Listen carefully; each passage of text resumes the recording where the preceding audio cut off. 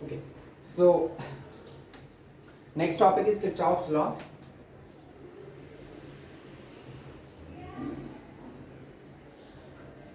तो एक तो हम लोगों ने किरचॉफ्स लॉ पढ़ते हैं हम करंट इलेक्ट्रिसिटी में कि at a junction sum of total current, किसी भी जंक्शन पे जितना करंट आता है उतना ही करंट वहां से बाहर जाता है।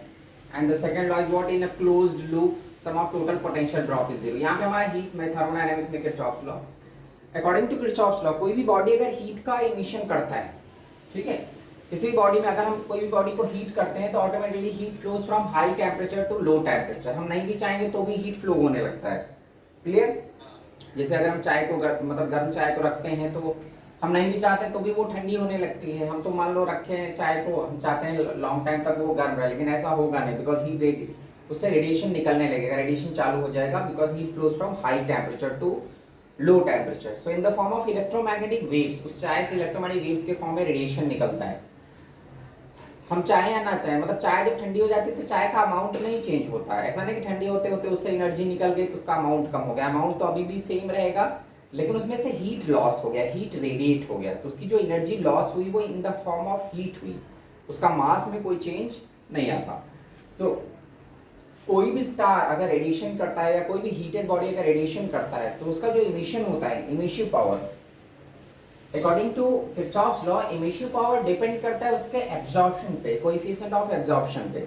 मतलब अगर बॉडी एब्जॉर्ब ज्यादा करता है तो इमिशन भी ज्यादा करेगा। कोई एक ऐसा सब्सटेंस है जिस जो हीट, जब हम उसको हीट करते हैं तो इजीली हीट को एक्सेप्ट कर लेता है, अगर तो कूलिंग के टाइम पे वो इजीली कूल भी हो जाता है, मतलब उससे रेडिएशन भी इजीली निकल जाता है। जो बॉडी इजीली हीट को एक्सेप्ट नहीं करता वो उसकी कूलिंग भी इजीली नहीं होती। So according to Kirchhoff's law, if there are suppose three substances है, मैंने यहाँ पे लिया तीन या चार कितने भी, अगर सपोज करो हमारा first A B and C, three objects मैंने लिया, ए में हीट आया, जो भी इंसिडेंट हीट आ रहा है उससे उसने अगर एब्जॉर्ब किया सपोज 10 जूल का हीट और इमिशन हो रहा है 9 जूल का। क्लियर? जो हमारा एब्जॉर्प्शन का रेट है उसका दैट इज 10, तो इमिशन 9 से हो रहा है। सेकेंड, अगर ये ज्यादा हीट एब्जॉर्ब करता है 100 जूल तो इसका इमिशन रेट भी ज्यादा होगा 90। कोई है जो 1000 जूल हीट एब्जॉर्ब किया तो उसका इमिशन अकॉर्डिंग, ये मैंने जस्ट एक रेशियो लिखा है, ऐसा एग्जैक्ट यही वैल्यू नहीं होती। जस्ट यहाँ पे मैं ये शो कर रहा हूँ कि जिस बॉडी का एब्जॉर्प्शन, कोएफिशिएंट ऑफ एब्जॉर्प्शन ज्यादा होता है उसका इमिशिव पावर भी ज्यादा होता है। जो ज्यादा एब्जॉर्ब करेगा वो इमिशन भी ज्यादा करेगा, बिकॉज कोई भी सब्सटेंस कोई एक स्टोरेज डिवाइस नहीं होता। मानो हमारे पास एक आयरन का स्फीयर है, उस आयरन के स्फीयर को हम हीट कर रहे हैं, तो ऐसा थोड़ी ना है कि वो आयरन का स्फीयर स्टोरेज ऑफ हीट है या स्टोरिंग डिवाइस है, स्टोरेज डिवाइस है जो हीट को एब्जॉर्ब भी करता रहेगा, स्टोर कर लेगा। एक टाइम के बाद जब उसका टेम्परेचर राइज कर जाता है because of absorption of heat, तो वो हीट को लॉस करना चालू कर देता है। क्लियर? तो कोई भी सब्सटेंस है, इवन तुम पानी को गर्म करते हो तो ऐसा थोड़ी ना कि पानी गर्म होते रहता है फिर जितना चाहे हीट उसको दो, वो हीट स्टोर करता रहेगा, एक टाइम बाद वो रेडिएशन चालू कर देता है ना सराउंडिंग में, उसका हीट लॉस भी करने लगता है। बिकॉज कोई भी सब्सटेंस को हम हीट करते हैं या किसी भी सब्सटेंस का टेम्परेचर ज्यादा होता है तो वो कोई स्टोरेज डिवाइस नहीं जो हीट स्टोर कर लेगा, वो रेडिएशन चालू कर देता है। तो इन तीनों ऑब्जेक्ट्स को मैंने हीट किया, first A B and C. Suppose करो ए पे बी पे सी पे इक्वल अमाउंट ऑफ हीट, मतलब इन पे जो रेडिएशन आ रहे हैं वो कहीं से किसी सोर्स से हीट आ रहा है वो इक्वल अमाउंट है, लेकिन ए हमारा उतना गुड एब्जॉर्बर नहीं है, वो ज्यादा हीट एब्जॉर्ब नहीं करता। मान लो जैसे पेपर है या एक लकड़ी का टुकड़ा है, एक लकड़ी के टुकड़े को और एक आयरन के ब्लॉक को इक्वल अमाउंट ऑफ हीट दो, तो लकड़ी का टुकड़ा जो होता है वुडन ब्लॉक ज्यादा हीट नहीं हो पाता, ठीक है, वो हीट एक्सेप्ट ही नहीं करता। तो जब वो हीट एक्सेप्ट नहीं करेगा तो फिर वो रेडिएट भी, इमिशन भी कम करेगा। एक वुडन ब्लॉक लो, एक आयरन ब्लॉक लो, दोनों को हीट करो, तो आयरन ब्लॉक क्या करता है, वो गुड कंडक्टर है तो इजीली हीट को एब्जॉर्ब कर लेता है, और अगर ब्लैक बॉडी है तब तो जितना हीट दोगे सब एब्जॉर्ब कर लेगा। ठीक है, तो तुम एक ब्लैक आयरन ब्लॉक लो और एक वुडन ब्लॉक लो, दोनों को इक्वल अमाउंट ऑफ हीट दो। ठीक है, तो आयरन ब्लॉक ज्यादा, मतलब ब्लैक जो आयरन ब्लॉक है वो पूरा इंसिडेंट हीट को एब्जॉर्ब कर लेता है, लेकिन वुडन ब्लॉक हीट को एब्जॉर्ब कम करता है। जब हीट का एब्जॉर्प्शन कम होगा तो इमिशन के टाइम पे उसका इमिशन भी कम होगा, जब उसने एब्जॉर्ब भी कम किया तो इमिशन ज्यादा करेगा नहीं, इमिशन भी कम ही करेगा। क्लियर? या कोई स्टूडेंट है, मान लो एक ही क्लास में बहुत सारे स्टूडेंट्स हैं, कोई ब्रिलियंट स्टूडेंट है, टीचर जितना पढ़ाते हैं सब, जो भी टीचर बोल रहे हैं सब वो एकदम फुल कंसंट्रेशन से सुन रहा है, तो वो सारी चीजें सीखता है, तो उसका क्या एब्जॉर्प्शन ज्यादा है ना, वो सारा चीज सीख रहा है जो भी टीचर एक्सप्लेन कर रहे हैं। और कोई एक ऐसा स्टूडेंट है वो बैठ के कुछ और ही सोच रहा है क्लास में, तो वो क्या करेगा, वो टीचर जो भी एक्सप्लेन कर रहे हैं उसका 10% या 5% या 1% भी नहीं सीखता, वो बैठे बैठे कुछ और सोचते रहता है, फॉर्मेलिटी के लिए वो क्लास में बैठा हो। तो जो बच्चा सारी चीजें सीखा, जब टीचर क्वेश्चन पूछेंगे तो ज्यादा आंसर कौन कर पाएगा? जिसने एब्जॉर्ब ज्यादा किया, जिसने नॉलेज गेन ज्यादा किया। अगर वो गेन ज्यादा किया तो ही वो आंसर कर पाएगा ना। कोई ऐसा बच्चा जो क्लास में बैठ के कुछ और ही दुनिया में है, कुछ और ही सोच रहा है, अपने रिलेटिव्स के यहाँ है, कहीं कहीं पार्टी उर्टी कुछ के बारे में सोच रहा है, तो उससे अगर क्वेश्चन पूछेंगे तो थोड़ी ना आंसर करेगा, बिकॉज उसने एब्जॉर्ब ही नहीं किया उस नॉलेज को। क्लियर? तो जो इमिशन होता है, इमिशन डिपेंड किस पे करता है? कोएफिशिएंट ऑफ एब्जॉर्प्शन पे। तो यहाँ पे लेकिन ये हर एक सब्सटेंस के लिए इसका रेशियो सेम रहता है इस यूनिवर्स में। मतलब जैसे आयरन ब्लॉक है या कोई भी ब्लॉक, आयरन ब्लॉक ज्यादा हीट लेगा, ज्यादा हीट का इमिशन करेगा, वुडन ब्लॉक कम हीट लेगा, कम इमिशन करेगा। तो रेशियो सबके लिए मैच करता है। So according to Kirchhoff's law, जो हमारा देखो इमिशिव पावर होता है, emissive power is equal to होता है अमाउंट ऑफ हीट इमिटेड,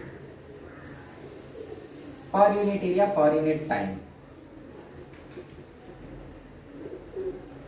तो initial power is what? E is equal to amount of heat emitted per unit area per unit time. ये हमारा इनिशियल पावर का expression होता है। कोई भी बॉडी से जो हीट का इमिशन हो रहा है, हम कैसे जानेंगे कि उसका इनिशियल पावर कितना ज्यादा है?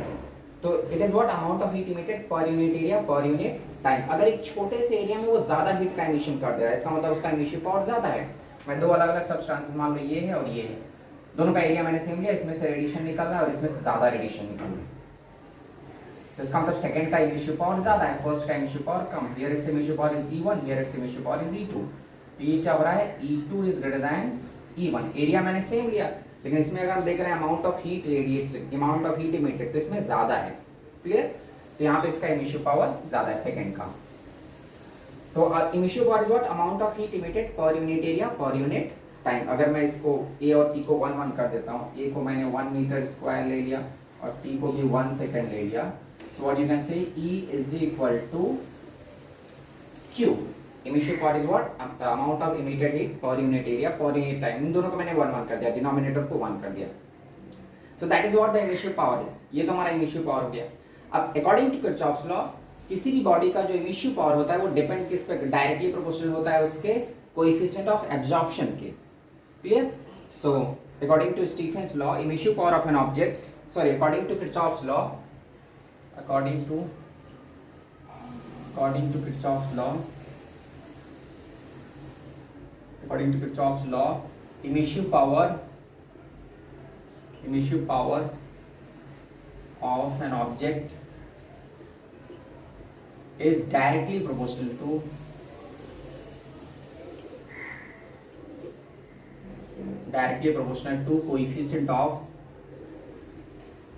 coefficient of its absorption। तो initial power of an object E is directly proportional to A। initial power of an object is directly proportional to coefficient of its absorption। जो initial power होगा वो coefficient of absorption के directly proportional। अगर body heat absorb ज्यादा करता है, उसका coefficient of absorption ज्यादा है, तो emission भी ज्यादा करेगा, heat का radiation भी उससे ज्यादा होगा कूलिंग होने के टाइम पे। अगर उसमें absorption कम है तो इमिशन भी कम रहेगा। क्लियर? तो initial power is directly proportional to coefficient of absorption. अब अगर मैं दो ऑब्जेक्ट लेता हूं, दो ऑब्जेक्ट के इनिशियल पावर को कंपेयर करता हूं, जैसे हमारा मान लो फर्स्ट है एक नॉर्मल बॉडी और दूसरा हमारा ब्लैक बॉडी। तो जो नॉर्मल बॉडी होता है उसका suppose coefficient of absorption A है और इससे जो हीट का इमिशन हो रहा है दैट इज E। तो इसका coefficient of absorption is A and initial power is what? E। For black body के लिए कोएफिशिएंट ऑफ एब्जॉर्प्शन 1 होता है। Coefficient of absorption means incident heat या absorb heat with respect to incident heat. Coefficient of absorption क्या होता है? Absorb heat with respect to incident heat. तो black body क्या करता है? ब्लैक बॉडी में जितना हीट दोगे, अगर एक परफेक्टली ब्लैक बॉडी, हालांकि कोई भी परफेक्टली ब्लैक बॉडी एग्जिस्ट करता नहीं, मतलब 100% एब्जॉर्प्शन तो किसी में पॉसिबल नहीं है, लेकिन फिर भी हम मान के चलते हैं कि अगर वो ब्लैक बॉडी है, if it is perfectly black body, तो उसका कोएफिशिएंट ऑफ एब्जॉर्प्शन 1 लेते हैं। तो for black body coefficient of absorption is 1 और इसका जो इनिशियल पावर है दैट इज EB। तो दोनों क्या होंगे? Directly proportional. अगर E is directly proportional to A और EB is what? Directly proportional to 1, तो इन दोनों का अगर मैं रेशियो लेता हूं E डिवाइड बाय EB, तो जो कांस्टेंट आएगा वो कट जाएगा, तो what we are going to get A/1 because E is directly proportional to A. For ordinary body, emission power is directly proportional to coefficient of absorption. For black body, emission power is directly proportional to 1 because emission power black body के लिए जो coefficient of absorption होता है that is 1. तो EB black body का जो coefficient of या emission power है वो coefficient of absorption के directly proportional. इन दोनों का रेशियो बेसिकली आ कितना आ रहा है, E/EB is equal to A. Black body का तो हमने 1 ले लिया है coefficient of absorption. तो ये भी हमारा स्टेटमेंट है किरचॉफ्स लॉ का कि ratio of emissive power of ordinary body with respect to emissive power of black body is constant and that constant is equal to coefficient of absorption of ordinary body. ये जो ordinary body है उसका coefficient of absorption है. So E/EB is equal to A. Ratio of emissive power of ordinary body with black body is constant. Ordinary body and black body is equal, is constant, is equal to ratio of emission power of ordinary body and emission power of black body is equal to coefficient of absorption of ordinary body is equal to coefficient of absorption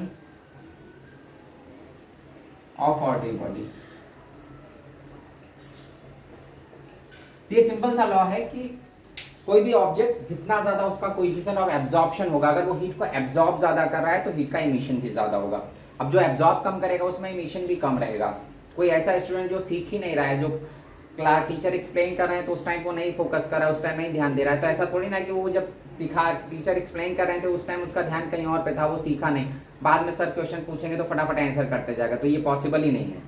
answer वही करेगा जिसने सीखा हुआ है. ठीक है, तो अगर वो सीखता है, जिस टाइम सर एक्सप्लेन कर रहे हैं उस टाइम वो सीख रहा है, तो बाद में वो आंसर भी करेगा. और जो नहीं सीख रहा है वो आंसर नहीं करेगा. क्लियर? या वो जितना सीखा है, अगर वो कम सीखा है तो कम आंसर करेगा. तो जो इमिशन है वो डिपेंड करता है एब्जॉर्प्शन पे. तो जो गुड एब्जॉर्बर होते हैं ना वो गुड इमिटर भी होते हैं, और जो बैड एब्जॉर्बर होते हैं वो बैड इमिटर होते हैं. जैसे कोई आदमी देखो बहुत जल्दी गुस्सा हो जाता है तो बहुत जल्दी शांत भी हो जाता है. जिसको जल्दी जल्दी गुस्सा आता है ना वो बहुत जल्दी शांत हो जाता है. और जैसे कोई टीचर ही है, टीचर क्या आता है, कोई बहुत जल्दी स्टूडेंट पे गुस्सा हो जाता है, इसका मतलब वो स्टूडेंट का बहुत केयर करता है. स्टूडेंट को कभी भी डायरेक्शन देखेगा तो गुस्सा हो जाएगा. ठीक है, तो वो केयर करता है ना, बाद में वो शांत भी हो जाता है. लेकिन जो नहीं गुस्सा होता वो अपने मतलब से मतलब रखता है कि हाँ पैसा दिया है, बैठा है, पढ़े चाहे ना पढ़े, वो पैसा तो दे दिया है. तो इसका मतलब उसको गुस्सा नहीं लग रहा है, उसको कोई केयर नहीं है. ठीक है, सो जो जितनी जल्दी, जो आदमी बहुत जल्दी गुस्सा होता है वो बहुत जल्दी शांत हो जाता है, और जिसको जल्दी गुस्सा नहीं आता है इसका मतलब उसके भीतर ही खिचड़ी पक रही है, वो कोई भारी प्लान कर रहा है. ठीक है, तो जो गुस्सा होकर मुंह पे बोल देगा वो सही, वो बल्कि वो अच्छा आदमी है. क्लियर? तो जो बैड एब्जॉर्बर होते हैं वो बैड इमिटर होते हैं, जो गुड एब्जॉर्बर होते हैं वो गुड इमिटर होते हैं. क्लियर? और इमिशिव पावर क्या होता है हमारा, amount of heat emitted per unit area per unit time.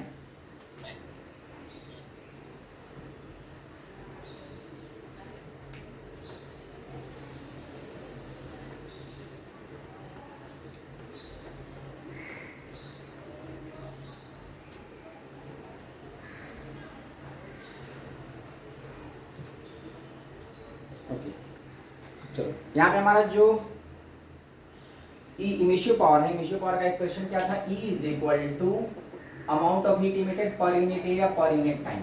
ये जो heat emitted per unit time है Q/T, इसी को हम पावर बोल सकते हैं. हम ऐसा इसको लिख सकते हैं 1/A Q/T.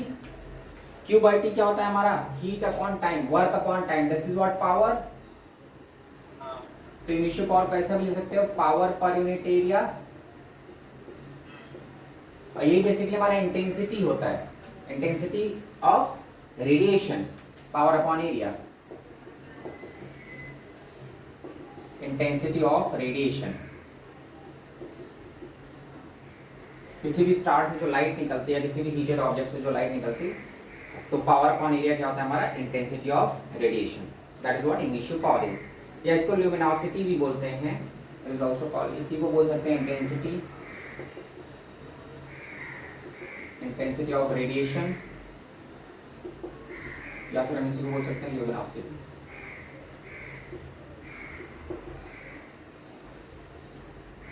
Luminosity of that star.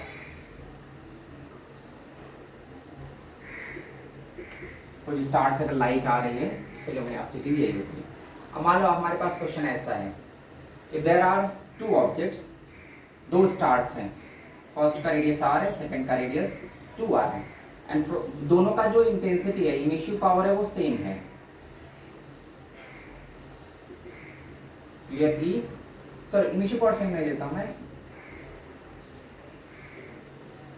तो दोनों से जो इंसिडेंट हीट है, जो पावर निकल रहा है वो सेम, पावर मैं सेम ले रहा हूँ दोनों स्टार से। इसका रेडियस r है, इसका रेडियस 2r है, दोनों का पावर का जो रेडिएशन है वो सेम है। So find the ratio of emissive power, find the ratio of emissive power.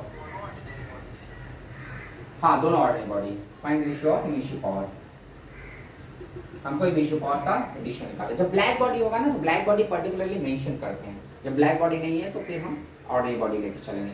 So find ratio of emissive power. अब देख लो, रेशियो ऑफ इमिशिव पावर पहले का क्या होगा, E1।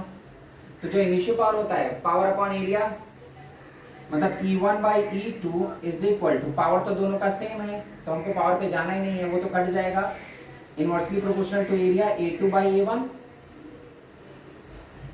क्लियर? इस क्वेश्चन क्या, दोनों का पावर सेम दिया हुआ है तो पावर का रेशियो मैंने नहीं लिया, वो तो कट जाएगा। It is not inversely proportional to area. अब एरिया सेकंड स्टार का क्या होगा, इट इज स्फेरिकल सरफेस, तो 4 पाई इंटू 2r का square divide by 4 pi into r square, that ratio is what, 4।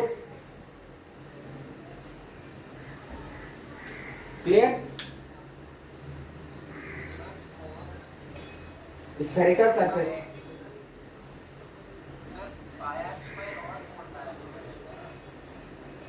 अरे रिंग नहीं है भाई, ये स्फीयर है। जो स्टार होगा, स्टार कैसा होता है, स्टार रिंग के जैसा नहीं होता ना, स्टार कैसा होता है, स्फेरिकल शेप में होता है ना।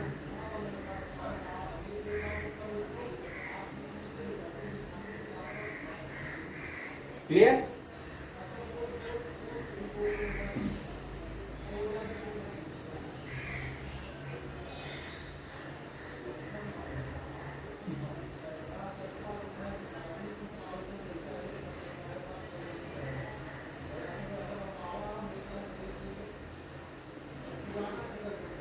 चलो सेकंड क्वेश्चन देखते हैं।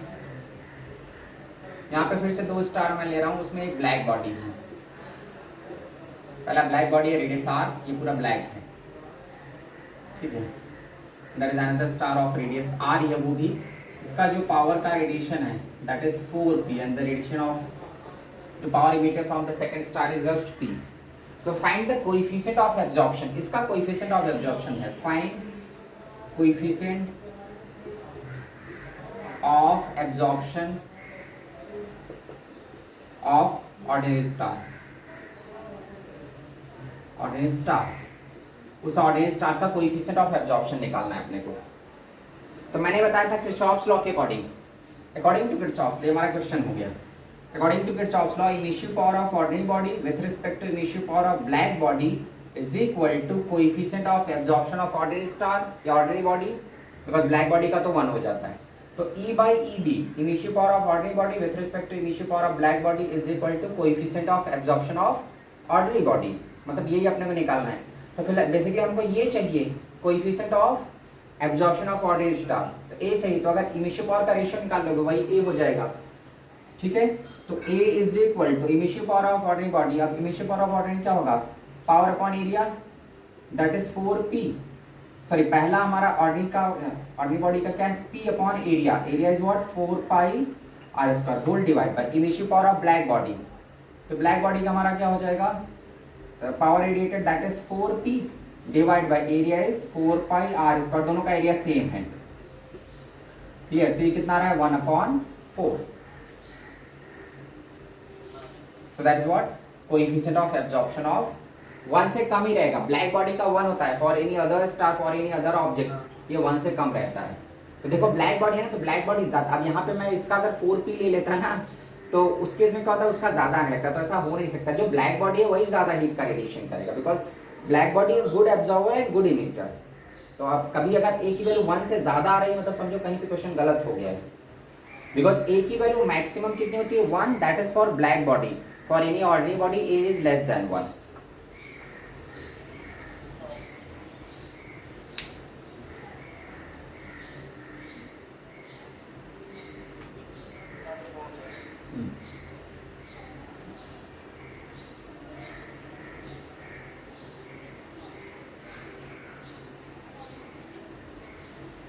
चलो नेक्स्ट थर्ड क्वेश्चन देखते हैं।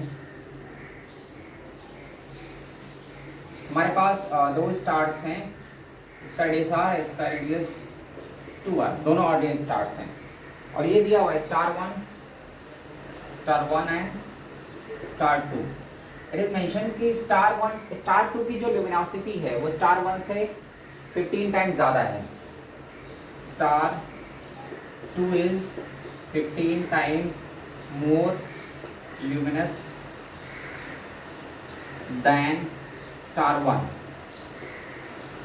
जो स्टार 2 है is 15 times more luminous than star 1। मतलब यूनिवर्स में दो स्टार्स हैं, सेकेंड वाले की ल्यूमिनोसिटी फर्स्ट वाले से 15 टाइम्स ज़्यादा है। So find ratio of power radiated from both the star, और रेडिएटेड फ्रॉम बोथ स्टार। दोनों स्टार से जो पावर का रेडिएशन हो रहा है उनका रेशियो हमको फाइंड करना है। There is mention in the question star 2 is 15 times more luminous than star 1। जो स्टार 2 की ल्यूमिनोसिटी है वो 15 टाइम्स ज़्यादा है फर्स्ट स्टार से। Find the ratio of power radiated from both the star, मतलब P1/P2 की वैल्यू अपने को फाइंड करनी है। I have to find P1/P2। तो देखो इनिशियल पावर पे जाते हैं। ये जो ल्यूमिनोसिटी का रेशियो है, ल्यूमिनोसिटी का जो रेशियो दिया रहता है ना, that is nothing but the ratio of the initial power. तो इनिशियल पावर क्या, सेकंड वाला 15 टाइम्स ज्यादा है। It means that E2/E1 is equal to 15। Second star is 15 times more luminous than first star, so E2/E1 is equal to 15 हमको मालूम है। अब इसी को हम क्या ले सकते हैं, P2/P1 इंटू A1/A2, बिकॉज जो इनिशियल पावर होता है वो पावर के डायरेक्टली प्रोपोर्शनल होता है, एरिया के inversely proportional. So from here you can get P1/P2। P1/P2 is equal to क्या हो जाएगा 1/50 इंटू A1/A2, या हम इसी को सिंप्लीफाई कर सकते हैं 1/15 into A1, area of the first star that is 4πr² divide by area of the second star 4π into 4r का स्क्वायर।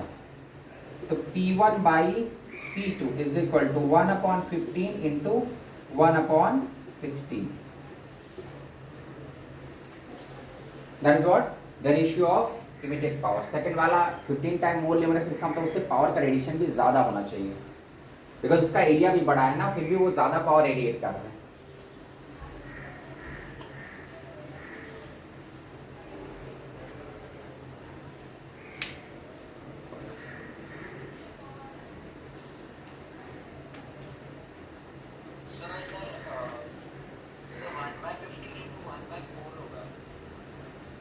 और 2r, सॉरी यहाँ पे मैंने मिस्टेक कर दी, 2r का स्क्वायर ये 4 होगा,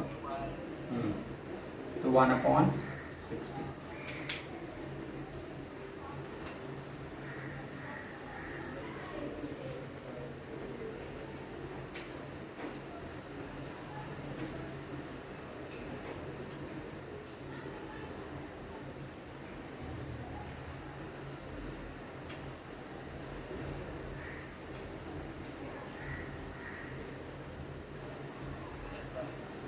ठीक है,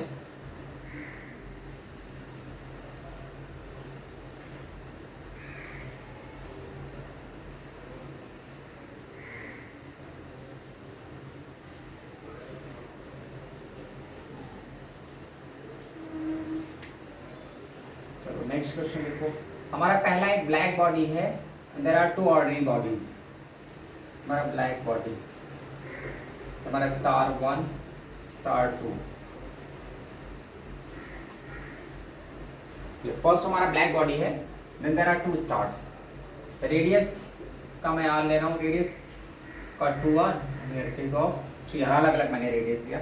इससे जो पावर का रेडिएशन हो रहा है that is 4p, the power radiated from this star is p, and in दोनों से भी p का ही रेडिएशन हो रहा है। मतलब वो जो दोनों स्टार्स हैं उनसे जो पावर रेडिएशन हो रहा है पर unit time that is pp, इससे जो पावर का रेडिएशन हो रहा है that is 4p। So find coefficient of absorption of both the stars. Black body का तो फाइंड नहीं करना है, ब्लैक बॉडी का तो 1 ही होता है, हमको इन दोनों का निकालना है। Find coefficient of absorption of both the stars,